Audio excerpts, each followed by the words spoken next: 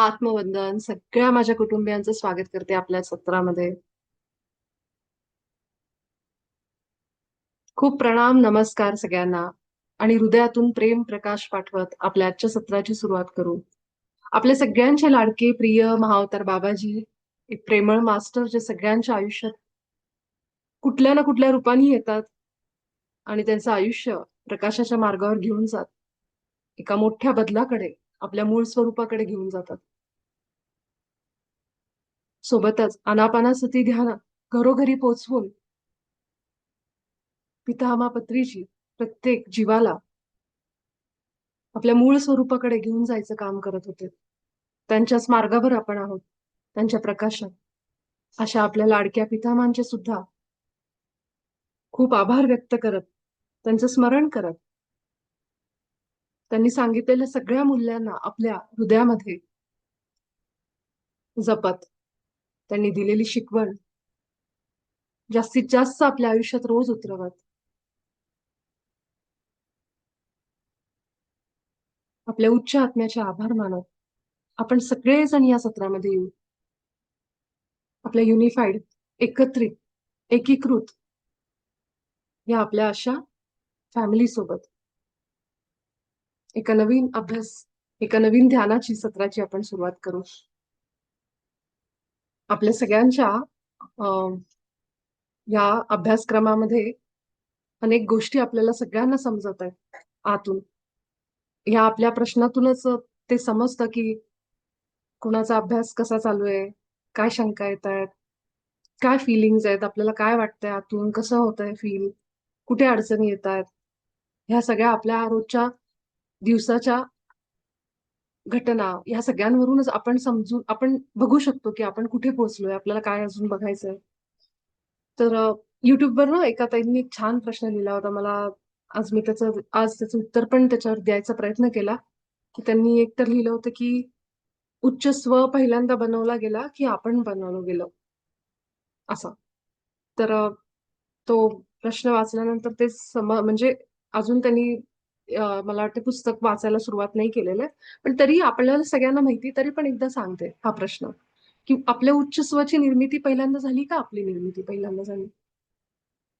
तर कोणाला इच्छा आहे त्यावर सांगायची? कोणी सांगू शकतं याचं उत्तर? की काय वाटतं तुम्हाला? आपण पहिले म्हणजे आपली उच्च स्व, उच्च आत्मा पहिला बनला गेला की आपण? प्रथम आपण उच्च स्व. आणि त्याच्यापासून आपण निर्माण झालोय ना. एक एक पार्ट उच्च स्व हा मोठा भाग येईल आणि त्याचे जे छोटे छोटे जे अनेक सोलचे तुकडे झाले त्याच्यातला आपण एक आहोत. त्यामुळं प्रथम उच्च स्वच येणार असं मला वाटतं. हम्म. अजून अजून कोणाचं आहे उच्च स्व? म्हणजे बहुतेक जणांना असं वाटतं की उच्च स्व.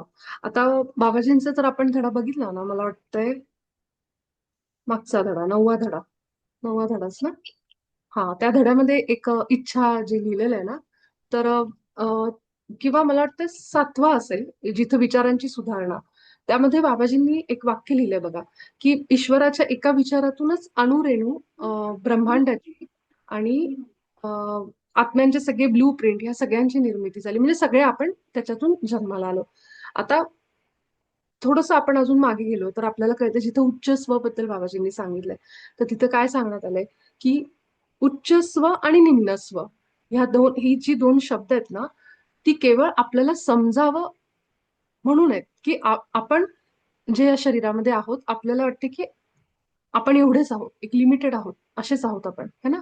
पण ह्याच्या व्यतिरिक्त जे आपलं अस्तित्व आहे, तो म्हणजे आपला संपूर्ण स्व, जिथं आपण आपल्या आत्मा, आपला अंतरात्मा आणि आपण हे सगळं मिळून आपलं पूर्ण अस्तित्व, संपूर्ण अस्तित्व त्या धड्यामध्ये सांगितलं. त्यामुळं उच्च स्व आधी का आपण आधी, हे म्हणजे ते कोंबडा आधी की अंडी आधी असलं म्हणल्यासारखं मला थोडं वाटलं.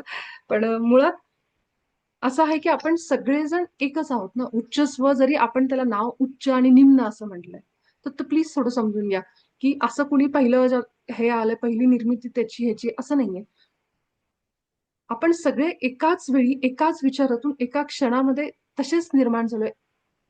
पहिला उच्च स्व आलाय, मग आपण आलोय, असं नाहीये. आपण दुसरं असं होल्ड करून ठेवू नको, रिलीज मार. आपण कुठलीही गोष्ट आपल्याला काय करायचं, आपला समृद्धी विषय रिलीज. प्लीज म्यूट जा. समृद्धीताई. तर आपण सगळेजण एक संपूर्ण स्व आहोत आणि एकाच वेळी आपण सगळे एकाच विचारातून निर्माण झालोय. तर उच्च स्व आधी किंवा आपण आधी असं नाहीये. तर एकाच विचारातून आपल्या सगळ्यांची निर्मिती झाली. पण तो प्रश्न त्यांनी विचारला हे खूप चांगलं आहे, कारण आपण युनिफाईड पर्यंत पुढे पुढे अभ्यासक्रम करतोय याचा अर्थ असा नाही की आपल्याला सगळंच समजलंच आहे किंवा समजलं पाहिजे. काही गोष्टी आपल्यातून अशा निसटू शकतात की कारण प्रत्येक जण ना आपापल्या त्या बुद्धीप्रमाणे त्या समजेनुसार किंवा त्याला आपण म्हणू शकतो चेतनेनुसार त्याचा विचार करतोय. त्यामुळे हे सगळे प्रश्न माझ्यासाठी कुठलाही प्रश्न स्टुपिड प्रश्न आपण ज्याला म्हणतो की अरे काहीतरीच विचारलं असं कधीच नाहीये. प्रत्येक प्रश्न हा व्हॅलिड आहे. तितकाच व्हॅलिड आहे जितकं आपली सत्य आहेत. मूलभूत सत्य. कारण ज्या चेतनेतून हे प्रश्न येतात, ज्या जीवामधनं येतात, ते त्याच्या विचारानुसार, आत्ताच्या परिस्थितीनुसार आणि त्या धड्याकडे जो जीव जसा बघतोय त्याच्यानुसार येतात. त्यामुळे प्रत्येक गोष्ट व्हॅलिड आहे. तर समजून घ्या की जरी आपण ह्याला उच्च आणि निम्न हे 2 शब्द वापरले असले तरी आपण एकच आहोत. ते केवळ का दिलेलं आहे माहिती का इथं? की आपल्याला समजावं की आपलं एक अस्तित्व असं आहे जे पंचेंद्रियाच्या पलीकडे आहे. पण ह्याचा अर्थ असा नाही की उच्च नाव आहे म्हणल्यावर ते काहीतरी आपल्यापेक्षा वेगळं आहे आणि ते पहिल्यांदा जन्माला आले आणि मग आपण आलो असं नाहीये ना. आपलं देह, बुद्धी, अहंकार या सगळ्या गोष्टींनी आपलं अस्तित्व बनतं ना. आपल्या देहामधल्या एक पेशींनी आपण असं म्हणतो का की ही पेशी पहिली आली मग दुसरी आली. सगळं एकत्रच आहे ना. जसं देह आहे तशीच बुद्धी पण आपली आपल्यासोबतच आहे. आपला अहंकार पण आपल्यासोबत, आपलं मन पण आपल्यासोबत, तसाच आपला आत्मा पण आपल्यासोबत. ह्या सगळ्यांना मिळून मी आहे. असं आपण म्हणतो की ह्या सगळ्यांचा मिळून एक स्वतंत्र मी बनलोय. एक होता परमात्मा, ज्याच्यामध्ये हे सगळे जण होते. तिथून जेव्हा ते सगळे वेगळे झाले, तेव्हा प्रत्येक जण त्या पार्ट्सनी बनलेला वेगवेगळे. जसं एखादी गाडी बनावी, त्याचं इंजिन आहे, त्याचे पार्ट्स आहेत वेगवेगळे. त्या पार्ट्सनी जसं ती वस्तू बनते, गाडी बनते, तशीच असेंबल करून वेगवेगळे म्हणजे असेच आपण सगळे घटक म्हणजे आपण आहोत. मग आता मी जेव्हा म्हणते ते केव्हा मी देह म्हणत नाही. माझ्यामध्ये माझं मन पण आलं, माझे विचार आले, माझी बुद्धी आली, तसाच माझा आत्मा पण आला. प्रत्येकाला हे जसं दिलंय, फक्त आपण आपल्या ह्या शरीरामधल्या असणाऱ्या अस्तित्वाचं आणि आपलं आत्मा ह्याला आपण उच्च आणि निम्न असं म्हणलंय. मग आत्मा हा प्युअर आहे. आत्मा हा स्थितप्रज्ञ आहे. आत्मा हा तसाच असतो, नुसता बघतो काय चाललंय. तो इंटरफिअर नाही करत. तो स्थितप्रज्ञ आहे, तो फक्त बघतो काय काय करतोय हा जीव. जेव्हा आपण ध्यानाला बसतो, शांत होतो, त्यावेळी आपला हायर सेल्फ ज्याला आपण म्हणतो, उच्च आत्मा म्हणजेच आपलाच अंतरात्मा, तो आपल्याला गाईड करतो. तो गाईड करतो जेव्हा आपण शांत बसतो, हृदयात जातो, त्याच्याशी बोलतो, त्याच्या सोबत असतो, तेव्हा आपल्याला तो गाईड करतो शांततेमध्ये. जो परमात्मा आहे त्याच्यापासून हे सगळी आपण आलेलो आहोत. तर असं पुढे मागे असं काही नाही. आपण सगळं आपलं अस्तित्व एकसाथ घेऊन आलोय. केवळ तुम्ही तो प्लीज धडा पुन्हा वाचा, ज्यामध्ये ते वाक्य अगदी क्लिअरली आहे की उच्च आणि निम्न हे दोन्ही शब्द केवळ आपल्याला समजावी ती संकल्पना म्हणून दिलेले आहेत. कुठेही निम्न म्हणजे आपण म्हणजे कुणी कमी आहोत असं नाहीये अजिबात. ठीक आहे, कारण आपलाच तो भाग आहे. आपण तितकेच दिव्य आहोत, ईश्वरी आहोत. केवळ आपण डायमेन्शन वेगळं आहे आपलं, जिथं आपण या सगळ्यांचा अनुभव घेतोय. तर हे एक त्यांचा ताईंचा एक प्रश्न होता. अं, दुसरा प्रश्न असा होता त्यांचा की मला हृदयात प्रेम नाही जाणवत आहे. खूप चांगला प्रश्न आहे खरं तर. आपल्या सगळ्यांना ना खूप अनुभव येतात. आपण बाकी सगळं करू शकतो. पण आपल्याला हृदयामध्ये ते प्रेम कसं फील करायचं? हा खूप मोठा प्रश्न आहे, की खरोखर हृदयामध्ये ना ती भावना समजून घेणं, जाणीव करणंच अवघड आहे. कारण ज्या जगामध्ये आपण राहतो, जिथं आपण सतत अशा गोष्टींबरोबर जोडलेले आहेत. आता आपण साधनेत असणारी लोकं तरी मीडियापासून लांब असू, जितकं शक्य तितकं आपण एका आपल्या आपल्या झोनमध्ये राहायचा प्रयत्न करतोय ना दिवसभर. आपण अशी रियालिटी आपले की म्हणतो ना, मी एकच वाक्य मनामध्ये अशी सारखी म्हणत असते, की हे तर आपली बाबाजींची सांगितलेली सत्य आहेतच. शिवाय की माझ्या रियालिटीचा मी ईश्वर आहे. माझ्या रियालिटीचा मी ईश्वर आहे. माझं वास्तव बाबाजींनी सांगितल्याप्रमाणे एक एक गोष्ट आपल्या वास्तवामधली आपण स्वतः क्रिएट करू शकतो. मग जर मी स्वतः करू शकते तर ह्याचा अर्थ माझी रियालिटी जी आहे त्या रियालिटीची मी ईश्वर, I am the God of my reality असं म्हणू शकतो ना आपण. I am God of my reality. माझ्या वास्तवाची मी ईश्वर आहे, की माझ्या वास्तवामध्ये मला काय पाहिजे. आपण किती वेळा म्हणतो की जग असं आहे, तसं आहे, तसं आहे, असं किती म्हणतो. जे बाबाजींनी काय सांगितलंय की जग हे सगळ्या स्वार्थी आणि अशाच वाईट लोकांनी भरलेलं आहे. हा तुमचा भ्रम आहे. हे जे तुम्ही म्हणता हा शुद्ध एक चुकीचा भ्रम आहे तुमचा, असं त्याला एक शब्द वापरलाय त्या धड्यामध्ये. हे असं का म्हणलंय? कारण तुम्ही जर तुमच्या विचारांनी असं जग निर्माण करू शकता, तर माझ्या वास्तवामध्ये मी रोज काय काय, कोण लोक माझ्या जवळ पाहिजेत कनेक्टेड, कशी लोक पाहिजेत, हे मी स्वतः का नाही निर्माण करू शकत. मी ज्या अर्थी म्हणते की मला अशी लोक पाहिजेत, ध्यानी साधक लोक पाहिजेत जी आत्मज्ञानाच्या मार्गावर आहेत, तर अशा लोकांना एक करायचं काम सुद्धा मी करू शकते कुठल्या तरी मार्गाने. जसं आपण ध्यान घेऊ शकतो, जसं आपण ध्यान शिकू शकतो, 4 लोकांपर्यंत कुठलं तरी एक चांगलं कार्य घेऊन त्यांच्यापर्यंत पोहोचू शकतो. मला पाहिजेत ना की अशी एक माझी कम्युनिटी असावी, असं एक माझं कुटुंब ज्याला आपण आत्मकुटुंब, सोल कुटुंब. आपण कितीतरी ध्यान संस्थांबरोबर जोडलेले असाल, ध्यान सेशन्स करत असाल, मग ते काय आहे? ह्याचा अर्थ असा आहे की तुम्ही ऑलरेडी ती क्रिएट केलेलं आहे. की एवढ्या सगळ्या गोंधळामध्ये, गोंगाटामध्ये, केऑसमध्ये जितकं चालू आहे जगामध्ये, आपल्या आजूबाजूला खूप एक्सक्युजेस आहेत आपल्याकडं, कारणं आहेत, आपल्याकडे माध्यम आहेत, आपल्याला त्या ड्रामामध्ये खेचण्यासाठी पुरेशी आहेत. आपण सहजपणे कुठेही वाहत जाऊन त्या ड्रामामध्ये कुणाच्याही पार्ट होऊ शकतो. आपण कधीही मनामध्ये द्वेष फील करू शकतो आपण. कुणाबद्दलही द्वेष फील करू शकतो, तिरस्कार, राग हे फील करायला 1 सेकंद नाही लागत आपल्याला. आपण इतके सहज त्या भावनेमध्ये जातो आणि जाऊ. त्याला वेळ नाही लागणार. पण खरं तेच आहे, की जेव्हा मी अशा एवढ्या सगळ्या दलदलीमध्ये, चिखलामध्ये असतानाही मी कमळ होणं स्वीकारते. मी ईश्वराच्या प्रतिमेत राहणंच स्वीकारते. मी लाईट राहणं, प्रकाश राहणं स्वीकारते. ही माझी चॉईस आहे. आणि त्या चॉईसला कुणीही थांबवू शकत नाही. कुणीही नाही. राईट? किती जरी दुसऱ्या माणसाला आपल्याबद्दल द्वेष काहीही असू दे, मी माझ्या रियालिटीची ईश्वर आहे. कारण मी निवडलं माझी रियालिटी, की कितीही दलदलीमध्ये, चिखलामध्ये, कशाही लोकांमध्ये, कुठल्याही वाईट परिस्थितीमध्ये माझं आत्ता अस्तित्व असू दे, फिजिकली. पण मी निवडते, की मला अशाच लोकांच्या संपर्कात राहायला आवडेल, जी लोकं कुठल्या ना कुठल्या रीत्या आत्मज्ञानाच्या मार्गावर आहेत, साधनेत आहेत, उपासनेत आहेत, परमात्म्याच्या जवळ आहेत. काहीतरी असं म्हणजे जस्ट एक इमॅजिन करा, एक गोष्ट म्हणून सांगते, छोटं उदाहरण म्हणून. एक मुलगी एका चाळीत राहणारी.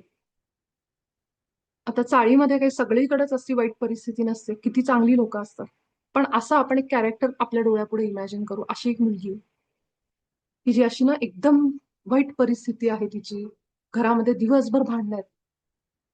त्या चाळीमध्ये खूप मारामाऱ्या होत आहेत. खूप त्रास आहे. खूप सगळीकडे शेजारी-पाजारी सगळीकडं हिंसेने भरलेलं आयुष्य बघ. ती उठल्यापासून कानावर फक्त शिव्या आहेत. वाईट-वाईट शिव्या. आणि ती मुलगी कॉलेजला जाणारी मुलगी. कॉलेजमध्ये गेल्यावर पण अशाच मैत्रिणी आहेत आजूबाजूला, ज्या सगळ्या ह्याच परिस्थितीत आहेत.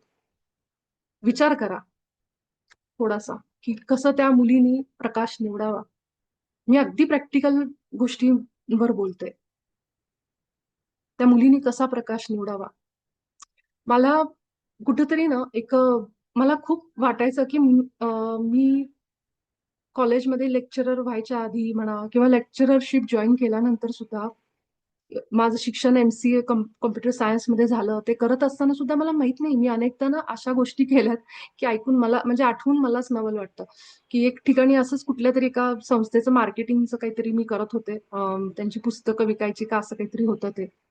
2 महिनेच असले मी त्याच्यामध्ये. पण त्या 2 महिन्यामध्ये त्या संस्थेच्या लोकांशी मी जोडले गेले होते. त्याचे पैसे तर मला काही मिळालेच नाहीत. पण माहित नाही का मी त्याच्याकडे ओढली गेले आणि जाऊन त्यांनी मला पुण्यामध्ये जेव्हा होते, तेव्हा अशा-अशा मी त्या चाळीतल्या छोट्या-छोट्या घरांमध्ये जाऊन आले ना, तिथं मुलांना त्या पुस्तकांबद्दल माहिती दिली जाऊन. असं जाऊन त्यांना सांगितलं. ते बघितलं ना मी आयुष्य. पहिल्यांदा त्याचा अनुभव घेतला, की कुठे छोट्या-छोट्या अशा घरांमध्ये ते राहायचे तिथं मुलं ती. आणि किती खुशीत असायची, आनंदात असायची. तिथं घरोघरी जाऊन मी त्या पुस्तकांबद्दल माहिती दिली आणि त्या पुस्तकांचे सेट्स त्यांना मी ते विकायचे त्या संस्थेकडून. असं काहीतरी काम होतं ते. ते केलं मी, थोडे दिवसच केलं. पण मला असं वाटतं तिथं गेले, ते बघितलं ते आयुष्य सगळं पूर्ण जवळून. त्यामुळं आज कुठेतरी मी फील करू शकते त्या गोष्टी, की एखादी अशी मुलं, की जी रोजच्या उठल्या-उठल्या कानावर असंच ऐकायला येतं. त्यांचंच म्हणू शकतो, की त्यांच्या सोल प्लॅनमध्ये ते सगळं आहे, सगळं मान्य आहे. पण त्या मुलीनी, अशी एखादी मुलगी, तिने कसं निवडावं प्रकाश? अशा ठिकाणी राहताना, की जिथं नुसती हिंसा आहे आजूबाजूला, नुसतं हाणामाऱ्या.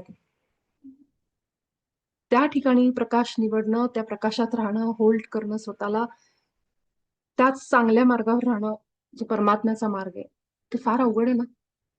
कारण तुम्हाला संगत पण तीच आहे. तुमच्या कानावर पण तसेच विचार येतात. बोलणारी, आजूबाजूला बोलणाऱ्यांच्या शब्द पण तसेच आहेत, की तुम्हाला सगळ्या या गोष्टी तुम्हाला फक्त अंधारात घेऊन चालल्यात. कसं त्या मुलीने निवडावं? त्यावेळेस हे सगळं बघितल्यामुळं कुठेतरी आज समजते, की ते अनुभव मला का दिले गेले. का तर ते जवळून मला फील करायचं होतं, की कसं राहतात ती मुलं. आपण म्हणतो, की हे करा, ते करा. आपण प्रयत्न करतो त्यातनं. पण तुम्हाला रोज जर त्याच ठिकाणी राहायचंय, फिजिकली तुम्ही मूव्ह नाही करू शकत आहे, दुसऱ्या घरात नाही जाऊ शकत आहे. तिथं आपला उजेड टिकवणं फार अवघड आहे. तुम्ही किती जरी सकारात्मक वाक्य बोलताय, सकारात्मक बोलताय, पण आजूबाजूला उठले की घरात तीच परिस्थिती. त्या घरामध्ये फार अवघड आहे. आणि अ, अजून काही असे प्रसंग आहेत जे मी माझ्या वैयक्तिक आयुष्यात पण बघितलेत. त्यामुळे मला हे जाणवते, पूर्ण परिस्थितीची जाणीव आहे, की हे अवघड आहे खरं तर. पण त्यात जर आपण बाबाजी म्हटल्याप्रमाणे विचार, तर कदाचित, कदाचित नाही, नक्कीच त्या परिस्थिती सुद्धा बदलू शकते. फक्त त्या जीवाला हे माहित पाहिजे, की आपल्यात ती शक्ती आहे.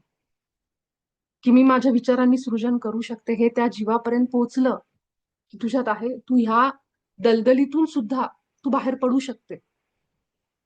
तू विचार करायला लागलीस त्याप्रमाणे, की मीच आहे ती ईश्वराची प्रतिमा. मीच आहे तो ईश्वर आणि त्या विचारांमध्ये, माझ्या गुणांमध्ये इतकी शक्ती, की मी माझी रिॲलिटी मी स्वतः बनवू शकते. हे फक्त त्या जीवापर्यंत पोहोचलं पाहिजे. ते जेव्हा जाईल, तेव्हा तो त्याची रिॲलिटी बनवू शकतो, एक वास्तव असं. आपल्याला माहित नाही, तो त्या खरं तर त्या फिजिकल लाईफमधून सुद्धा बाहेर पडेल. अशा काहीतरी चांगल्या संधी देईल, काहीतरी घडेल, की तिथून बाहेर पडेल.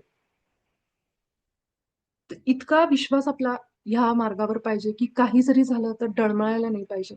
तर हृदय ह्यामुळं हृदय ह्यामुळं बंद होतं, की हे जे आपले रोज उठून अनुभव असतात, त्यामुळे आपण प्रेमच नाही वाटत. कारण मुळातच आपण इतक्या त्या काटेरी रस्त्यावरनं गेलेलो असतो, की माझ्याबद्दलच प्रेम नाही, घरातल्यांबद्दल प्रेम नाही, मी कसं काय बाहेर प्रेम कुणाला देऊ? असं होतं. जे की अगदी बरोबर आहे, कुठंच चूक नाहीये त्याच्यामध्ये. मग त्यावेळी त्या हृदयावर काम करणं म्हणजे काय? की थोडं त्या हृदयाला जाऊन श्वासांनी फील करणं. आणि मी काय म्हणतो आपण त्याला, जे हे असे अनुभव आहेत, त्या दुःखातून जर आपण कुठे गेलो असू आणि आता आपण एका अशा चांगल्या फेजला आले असू, तर सुरुवातीला ना केवळ पहिला स्वतःचाच प्रवास आठवा, की मी किती ह्याच्यातून आले. जरी मी निवडलं होतं ते नरकासमान आयुष्य, तरी सुद्धा मी इथपर्यंत आले आणि तरी सुद्धा मला ती साथ मिळाली. आता सगळ्या भावनांचा असा आहे, आपल्याला सगळं माहिती आहे, की हे सोल प्लॅन आपणच आणतो, हे सगळं आपणच. पण तरीही ते समजून घेताना भावनिक होतो आपण. आणि त्यावेळेस आतून ते फील करणं, स्वतःबद्दल तरी प्रेम किमान त्यावेळी. एक करुणा जागृत करणं हृदयामध्ये. काही-काही लोकांना ह्याच्यामुळं वाईट वाटतं, की आमच्या लोकांनी आम्हाला खूप त्रास दिला, जवळच्या लोकांनी धोका दिला. त्यावेळेस ते सांगताना रडतात, की आम्ही इतकं केलं, आमचं एवढा जीव लावला, पण आमच्या जवळच्या लोकांनीच इतका आमचा घात केला. हे सांगताना रडतात. म्हणजे ते किती दुखावलेले, जरी त्यांनी त्यांच्या विचारांनी हे निर्माण केलं असेल. तर त्यावेळी आपण आपल्या स्वतःबद्दल करुणा फील करत, करत, करत, असं करत आपण हृदय सॉफ्ट करून हळू-हळू मग आपण पुढचे जे आपले हृदयात केंद्रित होणे, मग आपण हळू ते प्रेम फील करू शकतो. पहिलं स्वतःबद्दल, की माझा जर्नी सोप्पा नव्हता, पण मी इथं आले, मी आले. आणि माझ्या प्रत्येक प्रसंगामध्ये, तो माझा वाईट का असेल, कसाही असेल, त्यावेळी माझ्यासोबत माझा उच्च आत्मा होता. ह्यासाठी थोडासा तुम्ही तुमच्या आतापर्यंतच्या प्रवासाचा आधार घेऊ शकता. आपल्याला खूप भूतकाळात अडकायचं नाहीये. कारण ते पण खूप मोठं एक आपल्याला पुन्हा पुन्हा आठवून आपल्याला त्रास देतं. त्यामुळे अडकायचं नाहीये. पण थोडंसं सॉफ्टनेससाठी आपण थोडासा विचार करू शकतो, की मी कशी पोहोचले इथपर्यंत, जिथं कुठं आपण आहोत. आणि मग त्या फील करताना आपण दुसऱ्याचं पण दुःख समजून घ्यायला लागतो. माझ्या ऑफिसमध्ये असं व्हायचं, की काही खूप सुंदर दिसणाऱ्या मुली होत्या. हां. त्यातल्या काही मुली म्हणजे अनअपॉलॉजेटिक असा एक अप्रोच असतो ना, की त्यांना अ, कशाला म्हणजे असं त्यांना असं काही मुलींच्या बाबतीत असं व्हायचं मी तुम्हाला सांगते, की दिसायला सुंदर असल्याचा पण त्यांना खूप त्रास व्हायचा, की म्हणजे काहीतरी गुन्हाच केलाय आम्ही असंच. आता प्रत्यक्षात बोलायला कारण मी आता त्या कंपन्यांमध्ये काम नाही करत. त्यामुळे मी स्पष्ट सांगू शकते. अगदी सत्य परिस्थिती सांगते, की मॅनेजर लोकं असतील किंवा दुसरे कोणी असतील जे अप्पर सीनियर मॅनेजमेंटमध्ये असतात. ते त्या मुलींना खास करून टार्गेट करायचे. हे मी माझ्या डोळ्यांनी बघितलेलं सत्य आहे. म्हणजे आपल्या समोर कुणी चांगलं दिसणारं असेल तरी आपल्याला प्रॉब्लेम आहे. कुणी वाईट दिसणारं असेल तरी आपण किळस करतो. रंगावरून तर सर्रास बोललं जातं. काळा रंग जसं काही गुन्हाच आहे, पापच आहे या समाजामध्ये. खूप बोललं जातं. जर तुम्ही दिसायला सुंदर असला तरी तुम्हाला ते आहे आणि वाईट असला तरी सुद्धा तुम्हाला ते सहन करायचंय. अशा पद्धतीनेच एक परिस्थिती मी खूप वर्ष त्या कंपनीमध्ये वगैरे बघितली, की जिथं ते टार्गेट केलं जायचं एक प्रकारे. मला हे सांगायला ना कुठंच असं भीती नाही वाटत आता त्या गोष्टींची. कारण ह्या घडून गेलेल्या गोष्टी आहेत. फक्त असं वाटतं, की त्यातनं आता आपण धडे घ्यायचे. की जे रेसिझम दिसण्यावरून, रंगावरून म्हणजे आपण म्हणतो ना, "काय भुलला सी बरलिया रंगा." असं नुसतं म्हणणाऱ्या गोष्टी पण प्रत्यक्षात तसं नाहीये. त्यात त्या छान दिसणाऱ्या मुलीला सुद्धा आतून एक गुन्हा वाटावा, की आपण चार चौघांपेक्षा वेगळे आहोत. आपलं रूप वेगळं आहे, आपला रंग वेगळा आहे. ह्यासाठी सुद्धा मुलींना एक प्रकारे आतमध्ये कॉम्प्लेक्स फील व्हावा. त्या प्रकारे त्या मुली अशा शेलमध्ये जाऊन बसायच्या. म्हणजे घरामध्ये सुद्धा मला आठवतंय एक अशाच होत्या आमच्या ताई. तर त्यांच्या सासूला आवडायचं नाही, की जास्त नटलं-थटलेलं म्हणून. कारण ती सून अतिशय सुंदर होती दिसायला. त्यामुळे त्यांनी ते स्वतःचं रूप सुद्धा साधारण अगदी जाऊ दे नको त्यांना आवडत नाही असं म्हणून. आता साक्षात लक्ष्मीसारखं ज्याला आपण म्हणतो असं रूप आलंय, ते नाकी-डोळी छान आहे. त्याचं किती आपल्याला कौतुक, की ईश्वर किती सुंदर रूपात प्रकट झालाय. पण स्त्रियांच्या बाबतीत असूया ठेवणं, ही किती थर्ड डायमेन्शनल आणि किती लो व्हायब्रेशनल एनर्जी आहे, की जिथं तुम्हाला आनंद वाटला पाहिजे, की काय ईश्वर रूपात आलाय. जसं शिवाजी महाराज म्हणायचे, की आमची आई पण अशी असली असती तर आम्ही पण सुंदर असलो असतो. किती सुंदर विचार आहे. तसं तसं त्या मुलींच्या बाबतीत होताना बघितलं, की मॅनेजरच असा वागत असेल, तर बाकी लोकांचं आपण काय घेऊन बसणार आहे. त्यात झालं सुंदर मुलींचं. त्यात दिसायला जर समजा काळ्या रंगामध्ये असतील, नकट्या असतील, काय अजून असतील, जे आपण आपल्या समाजामध्ये एक-एक त्याची विशेषणं वापरतो. त्या मुलींचे तर वेगळेच प्रॉब्लेम आहेत. त्याच्यावरून पण त्रास, चांगलं दिसलं तरी त्रास. म्हणजे ईश्वराने यावं तर कशा रूपात यावं? किती तो आतला ईश्वर दुखत असेल बघा. जेव्हा त्याला त्यांची अशी निंदा होते, तेव्हा काय ईश्वर दुखत असेल समोरचा. आपल्याला असं वाटलं पाहिजे, की कुणाची आपण निंदा करतोय. जे काही रूप, रंग आहे तो त्या त्या आत्म्याचा तो प्लॅन आहे, त्या रूपामध्ये येऊन त्याला जगायचंय, तसे अनुभव घ्यायचेत. आपण हे सगळं विसरून जातो. खूप आहे ह्या गोष्टीवरनं तर बोलण्यासारखं खूप आहे, की आपण ज्या देहामध्ये आलोय, तो देह सुद्धा आपलं अस्तित्व आहे. जसं उच्च स्व आपण म्हणतो, की उच्च स्व कुणी वेगळा नाही, आपला अंतरात्मा आहे. तसा देह आपला खूप मोठा पार्ट आहे. तो आहे म्हणून आपण आहोत. देह नाही मिळाला तर आत्मे भटकत बसून हे अनुभवच घेऊ शकले नाही. तर देह आहे आणि तो प्रत्येक आत्मा आपला देह कसा असणार आहे, आपला रंग कसा असणार आहे, आपलं रूप काय असणार आहे, हे प्लॅन करून आलेलं आहे. जे काही मागच्या जन्मातले धडे घ्यायचे होते, त्यानुसार तो त्याचं शरीर घेऊन येतो, की आता म्हणजे मी हे सोल्स गिफ्टमध्ये तुम्ही नक्की वाचा. त्यामध्ये तुम्हाला खूप गोष्टी समजतील, की का कुणी असं रूप घेऊन येईल, का कुणी असा रंग घेऊन येईल. हाईटवरून बोललं जातं, हे वरून सगळ्या गोष्टीवरून. हे आहे थर्ड डायमेन्शन. जिथं एक ईश्वर दुसऱ्या ईश्वराची असूया, द्वेष करतोय. किती मोठी गोष्ट आहे ही. लवकरच अ, तुम्ही ते सनशाईन बिफोर द डॉन हे पुस्तक जरूर वाचा. जिथं आपल्याला ह्या सगळ्यांबद्दल कळेल, की आपण पृथ्वीवरची लोकं कशात अडकून बसलोय. कुठं. आणि मी अजिबात कुठे क्लेम करत नाही की मी कधीच अशी नव्हते. मी तर खूप बोलायचे, खूप असंच मैत्रिणींमध्ये बसल्या बसल्या, कंपनीमध्ये बसल्या बसल्या, की माझं सुदैव, आय एम सो फॉर्च्युनेट की मी आत्मज्ञानाच्या मार्गावर लागले, नाही तर मला माहित नव्हतं मी कुठे भरकटत गेले असते. आपण आपल्या ईश्वरी प्रतिमेत आहोत, आपण आपल्या रियालिटीचे ईश्वर आहोत. माझं अस्तित्व, माझ्या आजूबाजूला असणारी लोक माझ्यासारखी पाहिजेत हे नुसतं म्हणायचं नाही, आपण तो चेंज आणायचा. माझ्या आयुष्यात तीच लोक मला पाहिजेत, जी लोक माझ्यासारखी आत्मज्ञानाच्या मार्गावर आहेत, असं जर माझी इच्छा असेल तर मी काय करू शकते. आज एका ताईंचा फोन आला होता. हे बघा, ध्यान आणि हे सराव हे ना आपण करू शकतो. ह्याच्यासाठी मला फक्त 40 मिनिटाचं लिमिट आहे, ज्याच्यावर मी लवकरच काहीतरी एक सोल्युशन आणेन. म्हणजे मला आज बाबाजींनी आज एक संदेश दिला तीव्र, त्यावरून मी ते काम नक्कीच करेन. पण मी जेवढं बघितलं ना, छोटंफार माझा काही जो काही अनुभव आहे त्यावरून मी सांगते की मला हे अनुभव का दिले गेले. मी कॉर्पोरेट लाईफ मध्ये असताना मला खूप प्रॉब्लेम झाले, खूप त्रास झाला. पण ह्या इथे जेव्हा मी आले ना, तेव्हा माझं सहज कामं होत आहेत, अगदी सहज. त्यानुसार त्यावरून मी सांगू शकते की हे काम माझं आधीपासून करायला पाहिजे होतं, म्हणून मला खूप अडथळे आले त्याच्यामध्ये. बराचसा त्रास झालाय मला कॉर्पोरेटमध्ये, कारण मला ते जमायचं नाही. खरं सांगते, माझं जे स्वभाव आहे की ज्याप्रमाणे एक सॉफ्टनेस मला सगळ्यांबद्दल वाटायचं, तिथं जेव्हा बाकी लोक मला सांगायची की हे असं वागून चालणार नाही, तेव्हा मी पण त्यांच्यासारखी बनायला जायची, की उगाच कुणाबरोबर पॉलिटिक्स करायला जा, काहीतरी हे कर ते कर. पण मला त्याचा खूप त्रास झाला. असं वाटलं नाही, हे नाही जमत आहे मला हे असलं वागणं. कारण तिथं मी नसायचे, मी माझी मूळ स्वरूपात नसायचे. मी कुणीतरी म्हणतंय कॉर्पोरेटमध्ये असं चालू असं वागून चालत नाही. कारण माझं असं असं व्हायचं की असलेल्या प्रत्येकाबरोबर जीव लावला जायचे, पर्सनल होऊन त्यांच्याबरोबर जीव लावून त्याचा मला त्रास व्हायचा, कारण लोक उलटायची. त्यामुळे धडा माझा तोच होता की जसं म्हणजे म्हणतो ना की रिअली म्हणजे माझ्याच विचारांनी निर्माण करायचे. त्याचा मला धडे खूप मिळाले त्याच्यातनं.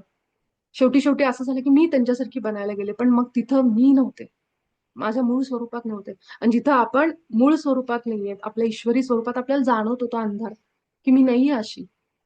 माझ्या हृदयात तर फक्त प्रेम पाहिजे, फक्त करुणा पाहिजे. आणि म्हणून आपल्याला त्रास होतो, कारण आपलं मूळ स्वरूप काय, आपलं मूळ स्वरूप प्रेमाने भरलेलं आहे. आणि त्याच्यापेक्षा जर आपण वेगळे झालो ना, की दुखायला लागतं आतमध्ये, त्रास व्हायला लागतो. कारण आपली सहज स्थिती म्हणजे प्रेमाची. आणि जर आपण ह्याच्यानी भरलो, द्वेषाने आणि ह्याच्याने, की मग आपल्याला त्रास होतो. काय होईल फार तर फार, आपण समजा असं समजा की आपण राहिलो, चांगल्या मार्गावर राहिलो, असेल आपली आजूबाजूची दुनिया कशी का असेल, आपण राहिलो, काय नुकसान होईल आपलं. शेवटची स्टेज अशी धरली तर मृत्यू. अगदी आपण एक्स्ट्रीम लेवलचा विचार केला. पण मी माझा आतला अंधार सोडून मी माझा उजेड तर धरून ठेवलाय. हेच जर मला समाधान असेल की एक बाजू मी निवडली, कुठली तरी एक साईड मी घेतली, की कुणी म्हणतंय म्हणून मी तिथं नाही जाणार. हे आपण करत करत जास्तीत जास्त त्या ऊर्जेमध्ये राहत, त्या प्रकाशात राहत, मग कसं जगू शकतो प्रॅक्टिकली. कसं आपण जास्तीत जास्त प्रकाशात राहू, इतका तर प्रयत्न आपण करू शकतो की जास्तीत जास्त. बाबा चांगुलपणा ठीक आहे, मला माहिती लोक फायदा घेतात, फसवतात, मला माहिती. पण तरीही जास्तीत जास्त मी चांगलं कसं वागू बाबा, माझ्या माझ्या मनाला समाधान वाटण्यासाठी. दुसऱ्याला दुसऱ्यासाठी नाही, मला चांगलं वाटावं म्हणून, की मी ही मूळ आहे, हे माझं मूळ स्वरूप आहे. त्या मूळ स्वरूपामध्ये मी किती कसं जास्त राहू आणि मग माझं कर्म करू, इतकं तर आपण करू शकतो ना. ह्या सगळ्या आलेल्या अनुभवातूनच मला एक समजलं की तुम्ही जितकं दुसऱ्याचं व्हॅलिडेशन, समोरच्याची घेत बसाल ना, दिसण्यावरून, ह्याच्यावरून. कारण प्रत्येक जण आपापल्या दृष्टिकोनाने विचार करतोय. मी माझा मार्ग निवडायचा की मला राहायचंय कसं. माझ्या समोर एक आमच्याच कंपनीमध्ये ना, त्या मुलीचा रंग असा होता ना, म्हणजे इतक्या पूर्ण अशी, म्हणजे मी तर म्हणेन दुर्गा, हे काय म्हणतो, काली देवता जशी असते ना, मा काली, अशी ती मुलगी येत होती समोरून. मला आठवतंय, आमच्या टीसीएसच्या ह्याच्यामध्ये मी बसले होते एकदा खाली, आणि ते बघितल्या बघितल्या मला असं जाणवलं की साक्षात काली मा आपण जे म्हणतो ना, तसं तेजस्वी रूप होतं तिचं. मला माहित नाही ती मुलगी काय काय कशा कशातनं गेली असेल तिच्या रंगावरून, ह्याच्यावरून. पण ते बघितल्यानंतर असं कुणाच्या मनात आला पण नसेल ते विचार, माहित नाही मला. पण मला आतून असा एक विचार प्रकट झाला जेव्हा मी तिला बघितलं त्या क्षणी, की ह्या मुलीला काय काय फेस करावं लागलं असेल तिच्या आयुष्यामध्ये तिच्या रंगावरून. आणि बस असं नाही की फक्त असं रंगावरून किंवा, तर ज्या मुली दिसायला रंगरूपाने नाकीडोळी सुंदर आहेत, त्यांचा कलर एकदम गोरापान आहे, अशा मुलींना तर किती सहन करावं लागतं. हे पण आहे, हे पण सत्य आहे. की उगाचच बघितल्या बघितल्या लोक समजतात गर्विष्ठच आहे, अहंकारीच आहे. माझ्या सोबत असणाऱ्या किती लोक असे कमेंट्स द्यायचे की अजून आपण त्या मुलीला जाऊन बोललो पण नाहीये, तिचा ऍटिट्यूड जे म्हणतो आपण अजून बघितला पण नाहीये, नुसतंच केवळ बाह्य रंगावरून रूपावरून किती आपण त्या ईश्वराला बोलणार आहे. तो ईश्वर पण विचार करत असेल की काय रूप घेऊन जाऊ म्हणजे मला कोणी नावं ठेवणार नाही. तो विचार करत असेल या गोष्टींचा. तर ह्याप्रमाणे इच्छांचं जग निर्माण, इच्छांचं जग म्हणजे माझ्या इच्छा अशी आहे की तर प्रत्येक जण प्रेमाने भरलेला असावा, प्रत्येक जण करुणेने भरलेला असावा, कुठलाही भेद मनामध्ये नाही, प्रत्येक जण ईश्वरी प्रतिमेतून एक व्हावा. हे जर माझी इच्छा आहे ना, तर या इच्छांचं जग निर्माण करणारी मीच आहे. माझ्या वास्तवामध्ये किती जरी आपण भयानक जगात आपण राहतो असं समजू, तरी सुद्धा माझं जग जर मी ह्या फिलिंग मध्ये राहिले युनिफाईड अभ्यासक्रमासोबत, मी तुम्हाला खात्रीने सांगू शकते की तुमचं जग वेगळं असणार इतरांपेक्षा. तुम्ही 5व्या डायमेन्शन नाही, त्याच्या वरच्या पण डायमेन्शन मध्ये जगणार. कारण इथं इथं प्रेम आहे, इथं आहे, बाहेर नाहीये. आपण कुणाकडनं नाही अपेक्षा करत, इथं प्रेम भरलंय. इथं प्रेम आहे ना, तर तुम्हाला कुठली अपेक्षा राहणार नाही. तुम्ही आतूनच भरून भरून भरून राहणार. आणि त्यासाठी हृदयावर जा, हृदयाशी बोला, हृदयामध्ये राहा. मला आठवतंय आमच्या युनिफाईडच्या सत्रा दरम्यान आमच्या प्रीती मॅडम म्हणायच्या की जरा जरी हार्ट स्पेस मधून थोडं जरी असं इकडे इकडे झालं की त्यांना लगेच समजायचं की आपण हार्टमध्ये नाही, हार्टमध्ये नाही. कुठलाही डिसिजन घेताना, विचार करताना चेक करायचं की मी माझ्या हृदयात आहे का, माझ्या हृदयात आहे का, इथून आहे का, ते इथून येतंय का, म्हणजेच प्रेमामध्ये आहे का मी. किती सिंपल आहे. आपल्याला वाटतं अरे काय करायचं युनिफाईड मध्ये काहीच करायचं नाहीये. युनिफाईड हे सगळ्यात सोपं आहे, सगळ्यात सोपा अभ्यासक्रम आहे. ठीक आहे ना, ती सत्य दिलीत, ती वाक्य दिलीत, आपल्याला लक्षात ठेवावी लागतात, पण सगळ्यात सोपं आहे की त्या प्रेमाच्या भावनेत राहायचं, जी आपली सहज स्थिती आहे, ज्याच्यापासून आपण लांब गेलो म्हणून आपल्याला अवघड वाटतंय. आपल्याला अवघड ह्याच्यामुळे वाटतंय कारण आपल्याला सगळ्यांची सवय आहे. द्वेषात राहायची सवय, आपल्याला तिरस्कारात राहायची सवय, आपल्याला रागात राहायची सवय, आपल्याला प्रेमात राहायची सवयच नाहीये. आपण कायम प्रेम बाहेर शोधत आलोय, म्हणून युनिफाईड अवघड वाटतं आपल्याला. इथून वाहू द्या, वाहू द्या, अगदी सहज आपण त्या अवस्थेत येऊ द्या. आणि जिथं कुठं आपण त्या चिखलात असू, काही असू, कुठेही असू आपण, आपल्याला वाटतं जसं बाबाजी म्हणतात की नरकासमान जरी असेल तुमची सत्य परिस्थिती, तरीही तुम्ही तितकेच दिव्य आहात ना. मग मला ते दिव्यत्व अनुभव करायचे आणि ते केवळ इथं गेल्यावर. जसं आपली स्नेहा, छोटी स्नेहा इथं आज आहे, त्या दिवशी ती सत्रात होती. तिचं ते ध्यान करताना तिला जेव्हा जीसस क्राइस्ट दिसले, ते अनुभव आला ना तिला, ती शेवटी सांगताना ती रडत होती. तर हे कसं काय झालं? एकाच सत्रामध्ये एवढं तिला का जाणवलं आतमध्ये? का जाणवलं आतमध्ये? तिचं हृदय इतकं ओपन व्हावं, सरांच्या एका अनुभवाने तिचं हे झालं. आज ती आपल्याबरोबर जोडली गेली. म्हणजेच काय, की माणूस मुळातच, मुळातच आपण भरलेलो आहोत. आपण केवळ विसरलोय, की एक अनुभव सरांनी सांगावा आणि तिच्यामध्ये ते प्रेम असं भरून व्हावं, की तिला रडू यावं. माझ्या तर सुरुवातीच्या युनिफाईड सेशनमध्ये मला बिलकुल प्रेम फील झालं नाही, जसं आज ताईंनी लिहिलं होतं. म्हणून मी या विषयावर बोलते, की मला तर खरंच सांगते, मला नाही फील झालं. मला सुद्धा, कारण बंदच होते हृदय. तेव्हा मी अनुपस्थिती ध्यान करत होते, पण तरीही माझं हृदयामध्ये मला जाणवत नव्हतं. ध्यान करूनही माझ्या मनात खूप तिरस्कार होता, खूप गोष्टी होत्या. पण जेव्हा इथं सुरू झालं ना, तेव्हाच मग ते जाणवायला लागलं, की नाही, हे पहिल्यांदा आयुष्यात मी फील केलं जे आतलं प्रेम आहे ते. ते ईश्वराचं आणि ते परमेश्वराचं प्रेम आहे. त्यामुळं आपला उजेड, आपलं प्रेम हेच आपल्या इच्छाचं जग निर्माण करू शकतं.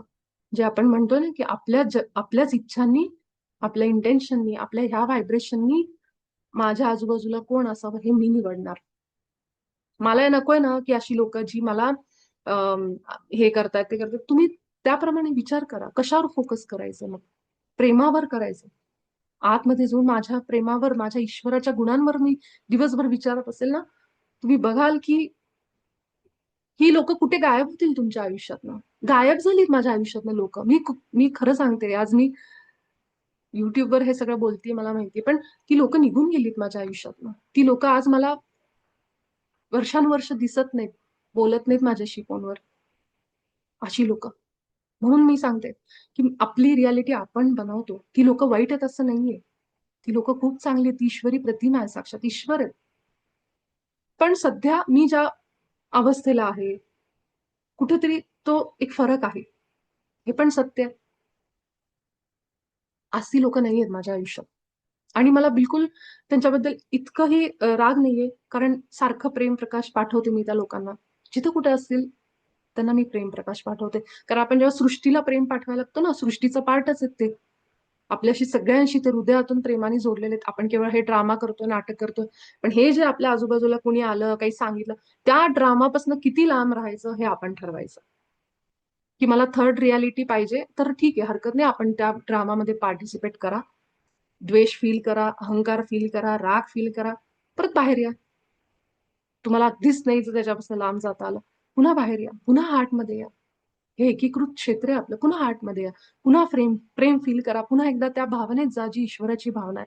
असं करत करत आपण एक वेळ अशी येते की आपण तो माणूस किती जरी बोलायला लागला, काही बोलायला लागला, चिल चिल अवस्था, की आपण तेव्हा आपल्या हृदयातच राहतो. आपल्याला फरकच पडत नाही मग. कुणीतरी हात हे केला होता. प्रफुल्ल आपले मास्टर आहेत ना, तर त्यांनी एक काहीतरी प्रफुल्ल तू बोल बोल ना रे बाळा, तू दरवेळेस नुसतं लिहितोस. अच्छा, तो सोडून लगेच तो आता मीटिंग मधून लेफ्ट झालेला आहे. मग त्यांनी असं लिहिलंय, मला सध्या ना असे विचार येत आहेत, म्हणजे जेव्हा आपला जन्म झाला ते आपल्याला काहीच नाही आठवत, लिटरली काहीच नाही, न विचार न काही. हे मला एक छोट्या बाळाला बघून विचार आला होता. तेव्हा फक्त जीव आनंद घेत असतो आणि विचार न काही. आणि आता आपल्याला त्या स्थितीमध्ये जायचं आहे का, असा विचार येतो मला. हा हा, खूप छान लिहिलंय प्रफुल्लनी. की एक बाळ बघितलं ना आपण, जेव्हा त्या एक बाळाचं जन्मलेलं बाळ, त्याच्यामध्ये कुठलेच फक्त ईश्वरी गुण आहेत. छोटंसं बाळ आपण म्हणतो ना, ते देवाचंच रूप आहे म्हणतो, कारण ते खरंच ईश्वरी रूप आहे बाळ, त्याच्यामध्ये काहीच नाहीये. मग आता आपल्याला त्या स्थितीत, नक्कीच आपल्याला त्या स्थितीत जायचं. एकदम छान पॉइंट लिहिला त्याने. खरंच आपल्याला त्या स्थितीत जायचंय. हा, पण असं अशी स्थिती की बाळ जसं असतं ना, त्याला काही कळत नाही, त्याला कुणी येऊन हे करून, तसं नाही. आपण हुशार पण राहणार आहेत तितके. आपल्याला समजायला पाहिजे कोण आपला कशा पद्धतीने फायदा करून घेते का, आपल्याला काही असं होतंय का, फसवणूक होती का, ह्या पण गोष्टी आपण तितकेच हुशार पाहिजेत. पण सोबतच आपल्या हृदयामध्ये ते प्रेम प्रकाश पाहिजे. आपल्या समजा अशी टेस्ट झाली आपली, अशी एखादी व्यक्ती आली, त्यावेळेस आपण काय फील करतो, आपण किती स्वतःचं संरक्षण पण करतो, आणि त्या आतमध्ये किती प्रेम आणि प्रकाश आहे हे सुद्धा बघायचं आपण. एक छोटस आपलं म्हणजे उदाहरण म्हणजे आपले संत ना, जे लोक त्यांच्याकडे यायचे ना, त्यांना सांगायचे. संत असं म्हणायचे ना की नाही नाही, आम्ही तुम्हाला आता काही सांगत नाही, आम्हाला कुणाच्या कर्मामध्ये, कारण ते यायचेच मुळात संतांकडे त्याच्यासाठी ना. तेव्हा ते मदत करायचे, त्यांना सांगायचे तू भगवंताचं नाव घे, भगवंताची उपासना घे. तसंच आपल्या आयुष्यात आलेल्या लोकांना पण आपण त्याच हेतूने सांगू शकतो. इथे येतात आपल्याकडे, आपल्याकडे येतात ह्याचा अर्थ काहीतरी आहे, की ज्यातून आपण त्यांना ती सांगू शकतो, तो सल्ला देऊ शकतो आणि त्यांना त्याच मार्गाला लावू शकतो. तर जसं आपण ह्या युनिफाईड म्हणा किंवा ह्या मार्गात आल्यापासून मला असं आठवतच नाहीये की कोणी अशी व्यक्ती माझ्या ह्याला आली की जी मला त्रास देणारी ठरली. अजिबात नाही. कारण माझं रियालिटीच मी अशी तयार केली. त्यामुळं समजतंय तुम्हाला. तर ह्याच पद्धतीने आपण काय करू, एकच मिनिटापेक्षा कमी वेळेला तुम्ही पुन्हा याच लिंकवर जॉईन व्हा. आपण काही प्रश्न आहेत, जयश्री ताई दिसतात, त्यांची घेऊ.